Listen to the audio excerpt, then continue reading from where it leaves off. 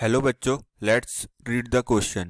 A sonometer wire supports a 4 kg load and vibrates in a fundamental mode with a tuning fork of frequency 416 Hz.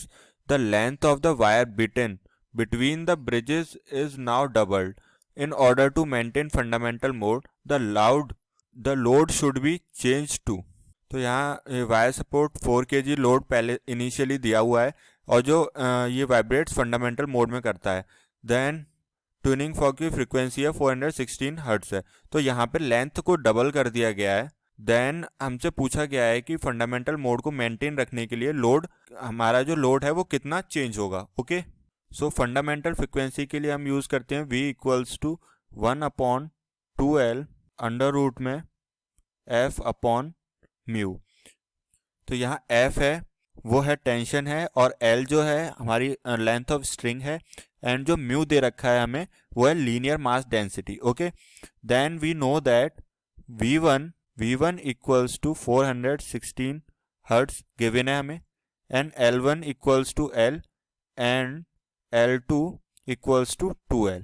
Okay, then and M1 equals to 4 kg. ये हमें given है question में और हमें जो निकालना है वो है M2 निकालना है.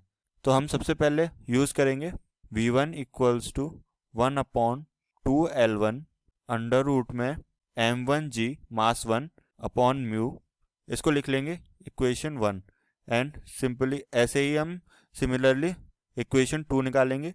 V2 equals to 1/2L2 under root में मास, दूसरा वाला मास लेंगे M2G upon mu.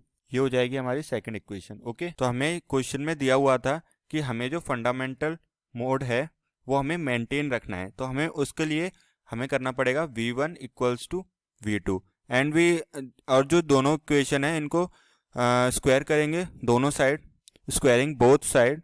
Then we get 1/4L square 4G upon mu equals to 1/16L square M2G upon mu. Okay, यहाँ से हमारा जो M2 है वो आ जाएगा 16 kg. So 16 kg is our final answer and option number 4 16 kg is correct option. Hope you understood it well. All the best.